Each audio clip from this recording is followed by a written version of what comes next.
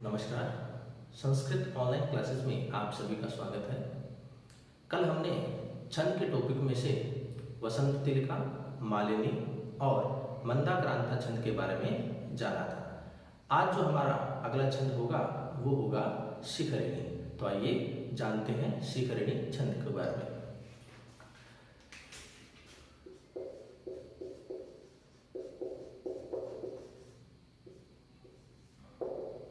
शिखरिणी, तो सबसे पहले हम बात करेंगे शिखरिणी छंद के लक्षण की।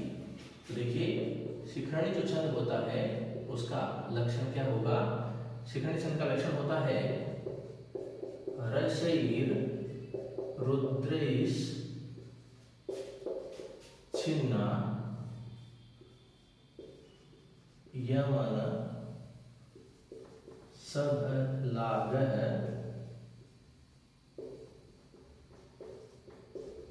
शिखरिणी। शिखरिणी जो छंद होता है उसका लक्षण होता है रसैर रुद्रैश् छिन्ना यमन सभलागः शिखरिणी।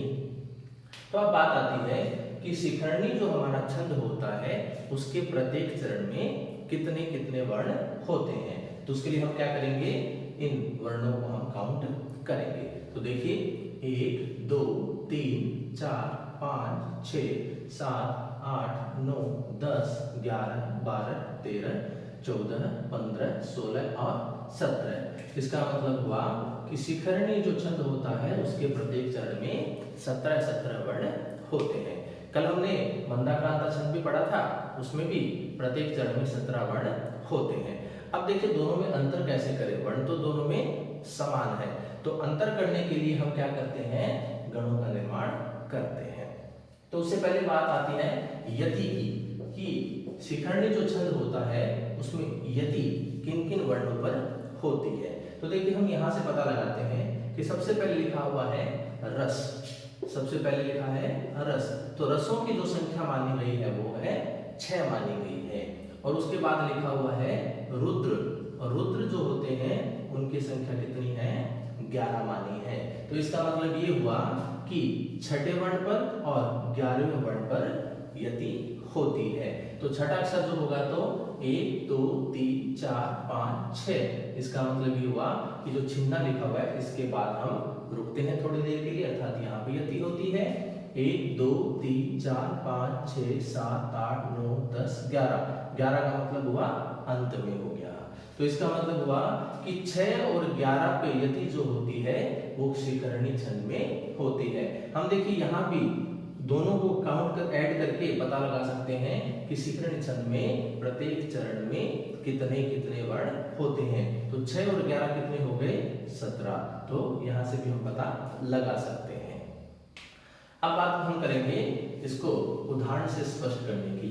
तो जो शिखरिणी छंद है उसका जो उदाहरण आता है वो देखिए, उदाहरण अनाघ्रातम पुष्पम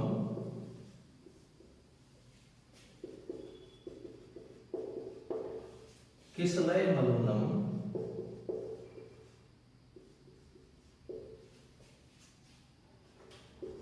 कररुभै।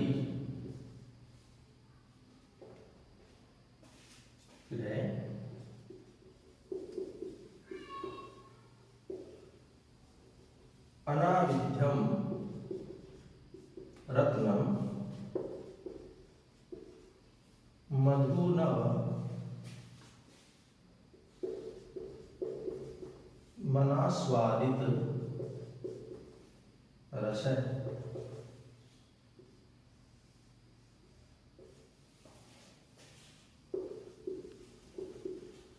मखंडम पुण्यानाम फलमेव च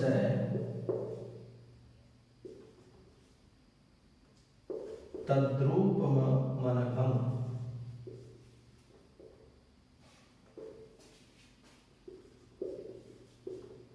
न जाने भोक्तारम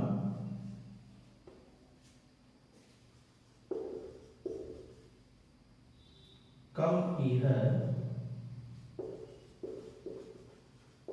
समुपस्थास्यति विधि।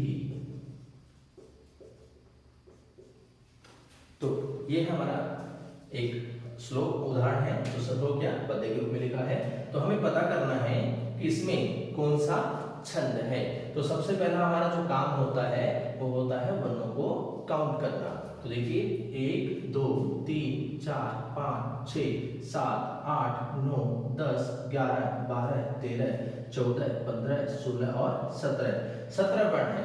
तो 17 वर्ण के लिए या तो मंत्रग्रंथ छंद हो सकता है या फिर शिखरणी छंद हो सकता है। तो इसको पता लगाने के लिए हम क्या करेंगे, गणों का निर्माण करेंगे। तो गणों का जब हम निर्माण करेंगे तो हमें कौन कौन से गण मिलने चाहिए, तो वो जो चीज है वो हमें यहाँ से मिल जाती है। तो देखिए यहाँ लिख रखा है यमन सभ लागह। तो इसका मतलब हुआ सबसे पहले हमें क्या मिलेगा, य गण मिलेगा, फिर मैं गण मिलेगा, फिर न गण मिलेगा, फिर स गण मिलेगा, फिर भय गण मिलेगा, अंत में एक लघु गण मिलेगा और एक अंत में हमें गुरु गण मिलेगा। तो अगर ये गण इसी क्रम में हमें मिलते हैं तो वहां पर शिखरणी छंद होगा। तो देखिए हम सबसे पहले मात्राएं लगाते हैं, उसके बाद गणों का निर्माण करेंगे। तो सबसे पहले है ए की मात्रा, तो इसके लिए लघु होगा। आ की मात्रा है, आगे संयुक्त वर्ण है, तो इसके लिए क्या हो जाएगा, गुरु है। यहाँ रे बचा लेकिन आगे आ की मात्रा है तो ये गुरु हो जाएगा। अनुस्वार से युक्त इसलिए गुरु हो जाएगा। छोटे उ की मात्रा है लेकिन आगे आधा अक्षर इसलिए गुरु हो जाएगा। अनुस्वार से युक्त है इसलिए गुरु हो जाएगा। छोटी की मात्रा है लघु हो जाएगा। ए की मात्रा है लघु, ए की मात्रा है लघु, ए की मात्रा है लघु, ए की मात्रा है लघु। बड़े उ की मात्रा है इसलिए गुरु। अनुस्वार से युक्त है इसलिए गुरु। लघु ए की मात्रा है लघु, ए की मात्रा है लघु। छोटे उ की मात्रा है इसलिए लघु, और आई की मात्रा है और अंतिम भी है और विसर्ग से युक्त भी है, तो इसलिए क्या हो जाएगा, गुरु हो जाएगा। तो देखिए मात्राएं लग गई है। तो अब हम क्या करेंगे, गणों का निर्माण करेंगे। तो देखिए हमारे पास गण कौन कौन से बने, सबसे पहले आई एस एस, उसके बाद है एस एस एस, तीनों ही गुरु हैं, फिर तीनों ही लघु हैं, फिर अंतिम गुरु है, और फिर पहला गुरु है, और फिर देखिए एक लघु और एक अंत में गुरु हमें मिलता है। तो देखिए जहां पहला जो वर्ण होता है वो लघु होता है तो कौन सा होगा, वो होता है ये गण होता है। फिर देखिए तीनों ही गुरु होते हैं तो वो मैं गण होता है। जहां तीनों ही लघु होते हैं वो नय गण होता है। फिर देखिए जहां अंतिम गुरु होता है तो कौन सा होता है, स गण होता है। जहां पहला गुरु होता है वहां भय गण होता है। ये आई का मतलब लघु होता है, एस का मतलब गुरु होता है। तो देखिए हमें मिलने क्या चाहिए थे क्रम से, ये गण, मैं गण, नय गण, स गण, भय गण, लघु और गुरु। तो देखिए हमें क्या मिले हैं, सबसे पहले ये गण मिला है, उसके बाद हमें मैं गण मिला है, फिर हमें नय गण मिला है, फिर हमें स गण मिला है, फिर हमें भय गण मिला है, और फिर अंत में एक लघु है और एक गुरु गण हमें मिला है। तो इसका मतलब ये हुआ कि हमारे सामने जो पद्य लिखा हुआ है उसमें कौन सा छंद है, शिखरणी छंद उसमें शामिल है। तो देखिए अब शिखरणी छंद के बारे में हमने जाना कि शिखरणी जो छंद होता है उसका लक्षण क्या होता है, रसैर रुद्रैः छिन्ना यमन सबलागः शिखरणी। फिर बात आती है शिखरणी छंद में प्रत्येक चरण में कितने वर्ण होते हैं, तो वो होते हैं 17 वर्ण होते हैं। शिखरणी छंद में यति की स्थिति कहाँ होती है, तो शिखरणी छंद में यति की स्थिति छठे और 11वें वर्ण पर होती है। यमन सबलागः ये लक्षण किसका है, तो वो हो जाता है शिखरणी छंद का। य गण, मैं गण, नय गण, स गण, भय गण, लघु और गुरु ये लक्षण किसका है, तो ये हो जाता है शिखरणी छंद का।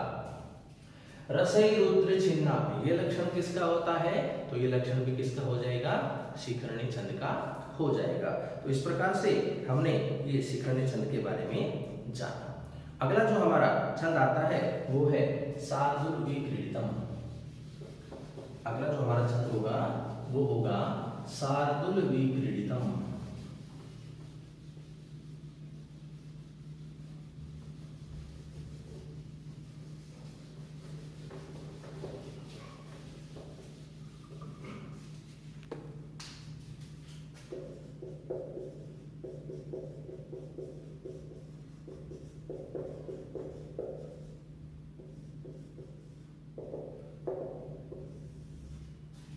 अभी जो हमारा छंद है वो है शार्दूल क्रीडितम। तो सबसे पहले हम बात करेंगे इस छंद के लक्षण की। तो इस छंद का जो लक्षण है वो क्या होता है, तो वो होगा, देखिए,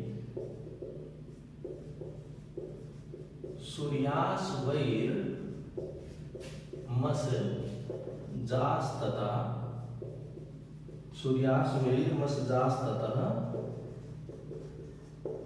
से गुर्वः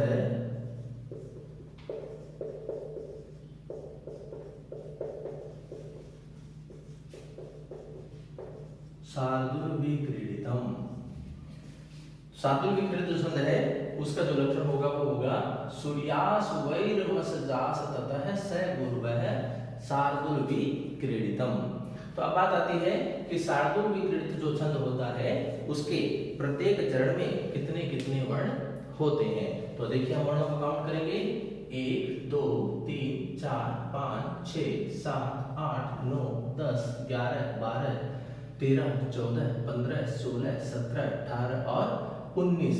इसका मतलब ये हुआ कि शार्दूल क्रीडित जो छंद होता है उसके प्रत्येक चरण में 19 वर्ण होते हैं।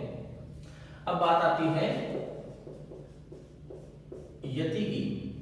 यति की स्थिति कहां कहां होती है, तो देखिए सबसे पहले क्या लिखा हुआ है, सूर्य। तो सूर्य कितने हैं, वो होते हैं 12 है। और उसके बाद लिखा हुआ है अश्वई, अश्व, अश्व कितने माने गए हैं, वो माने गए हैं 7 माने गए हैं। तो देखिए 12 और 7 पे क्या होगी, यहाँ पर यति होगी। तो 12 देखिए 1 2 3 4 5 6 7 8 9 10 11 और ये 12, और 7 पे बता रहा है तो 1 2 3 4 5 6 और 7 अर्थात अंत में यति होती है। तो 12 और 7 जोड़ेंगे तो कितने हो जाते हैं, 19। तो देखिए यहाँ से भी हम पता लगा सकते हैं कि शार्दूल क्रीडित जो छंद होता है उसके प्रत्येक चरण में कितने कितने वर्ण होते हैं। तो कितने होंगे, 19 वर्ण होते हैं। तो ये तो बात आ गई लक्षण की और यति की स्थिति की। अब देखिए इसमें गण कौन कौन से बनेंगे। तो गण देखिए सबसे पहले क्या लिखा है, मैगण, सैगण, जयगण, सैगण, तैगण, तैगण और स गुरु, अर्थात एक अंत में क्या होगा, गुरु वर्ण होगा। तो देखिए इसको उदाहरण से स्पष्ट करते हैं शार्दूल क्रीडित को। तो जो शार्दूल क्रीडित छंद है उसका जो उदाहरण है वो देखिए,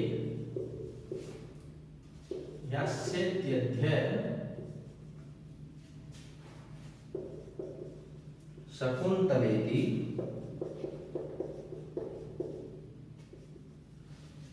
हृदयं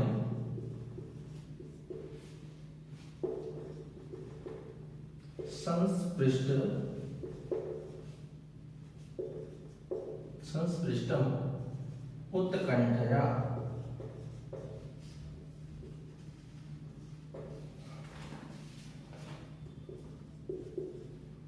कंठस्तव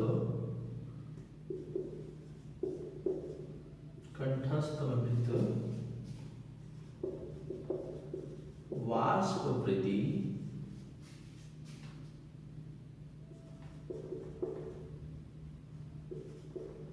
कलुषश्चि चिंता जड़म दर्शनम।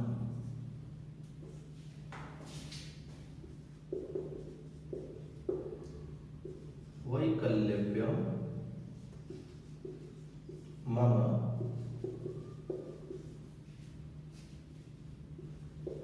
तावदृशमिदं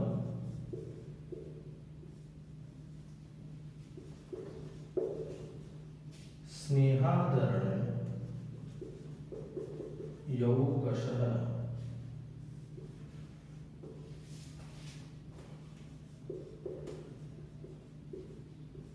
पीडयन्ते गृहिणः कथं न तनया विश्लेष दुखैर्न वै तो ये हमारे सामने शार्दूल विकृतम के लिए एक हमने श्लोक लिखा है। तो हम जानते हैं कि इसमें शार्दूल विकृतम छंद है कि नहीं है। तो उसके लिए सबसे पहला काम जो होगा हमारा वो होता है वर्णों को काउंट करना। तो देखिए 1 2 3 4 5 6 7 8 9 10 11 12 13 14 15 16 17 18 और 19 वर्ण है। तो इसमें शार्दूल विकृत छंद हो सकता है, लेकिन सटीक जानकारी के लिए हम क्या करेंगे, मात्रा लगा करके गणों का निर्माण करेंगे। तो देखिए सबसे पहले क्या है, आ की मात्रा है तो आगे आधा अक्षर भी है तो इसलिए गुरु हो जाएगा। आ की मात्रा है लेकिन आगे आधा अक्षर इसलिए गुरु हो जाएगा। ए की मात्रा है लेकिन आगे क्या है, संयुक्त अक्षर है, इसलिए ये क्या हो जाएगा, गुरु हो जाएगा। अब यहाँ ए की मात्रा बची तो लघु हो जाएगा। ए की मात्रा लघु। छोटे ऊ की मात्रा है लेकिन आगे क्या है, आधा अक्षर है, इसलिए गुरु। ए की मात्रा है लघु, ए की मात्रा है गुरु, छोटी की मात्रा है इसलिए लघु, छोटी री की मात्रा इसलिए लघु, ए की मात्रा है लघु, अनुस्वार से युक्त है गुरु, अनुस्वार से युक्त है और आगे आधा अक्षर भी है इसलिए गुरु। छोटी री की मात्रा है लेकिन आगे क्या है, आधा अक्षर इसलिए गुरु। ए की मात्रा है लघु, छोटे ऊ की मात्रा है लेकिन आगे आधा अक्षर इसलिए गुरु। ए की मात्रा है लेकिन आगे आधा अक्षर है इसलिए गुरु। ए की मात्रा है लघु, आ की मात्रा और अंतिम भी है इसलिए क्या हो जाएगा, गुरु हो जाएगा। तब देखिए हम इनके गण बना लेते हैं। तो देखिए हमारे पास क्या स्थिति बनी है। तो सबसे पहले आया है हमारे पास एस एस एस, फिर है I I S, I S I S, S S I और अंत में क्या बचा, एक गुरु वर्ण हमारे बचा है। तो देखिए जहां तीनों ही वर्ण गुरु होते हैं वो कौन सा होता है, मैगण होता है। फिर देखिए जहां अंतिम गुरु होता है वो कौन सा होता है, सैगण होता है। फिर देखिए जो मध्य का गुरु होता है उसमें कौन सा गण होता है, वो जयगण होता है। अंतिम गुरु होता है तो कौन सा हो जाएगा, सैगण, जो कि भी पहले गया था। जहां अंतिम लघु होता है तो वो कौन सा होता है, वो तैगण होता है। अंतिम लघु है, वापस ये स्थिति है तो ये क्या हो जाएगा, तैगण हो जाएगा। और अंत में देखिए क्या आया है, एक गुरु वर्ण बचा हुआ है। तो हमारे सामने हमें क्या चाहिए था, मैगण, सैगण, जयगण, सैगण, तैगण और तैगण और अंत में एक गुरु वर्ण इसी क्रम में चाहिए थे। और हमें देखिए इसी क्रम में मिले हैं। सबसे पहले मिला है मैगण, उसके बाद मिला है सैगण, फिर मिला है जयगण, फिर मिला है सैगण, फिर 2 तैगण है लगातार और अंत में क्या है, एक गुरु वर्ण मिला है। इसका मतलब ये हुआ कि हमारे सामने जो पद्य लिखा हुआ है उसमें शार्दूल विकृत छंद है। तो शार्दूल विकृत छंद के बारे में हमने जाना कि शार्दूल विकृत जो छंद होता है उसका लक्षण क्या होता है, सूर्यास वैरमसजास्ततः स गुरुवः शार्दूल विक्रीडितम्। उसके बाद बात आती है कि शार्दूल विकृत जो छंद होता है उसके प्रत्येक चरण में कितने कितने वर्ण होते हैं। तो प्रत्येक चरण में 19 वर्ण होते हैं। फिर आपसे पूछ लिया जाए कि 12 और 7 पे यदि किस छंद में होती है, तो वो होती है शार्दूल विक्रीडितम में। या प्रश्न ऐसे पूछ लिया जाए कि शार्दूल विक्रीडितम छंद में किन वर्णों पर यति होती है, तो वो हो जाएगा 12 और 7, 12वें वर्ण पर और अंत में या फिर 7वें वर्ण में यति होती है। उसके बाद आपसे पूछ लिया जाए कि मस जास ततः स गुरुवः, ये लक्षण किसका है, तो ये लक्षण भी हो जाएगा शार्दूल विक्रीडित का। तो इस प्रकार से हमने आज 2 छंदों के बारे में जाना, शिखरणी छंद और शार्दूल विकृत छंद के बारे में। तो आगे के जो छंद होंगे वो हम अगली कक्षाओं में करेंगे। आज के लिए इतना ही, धन्यवाद।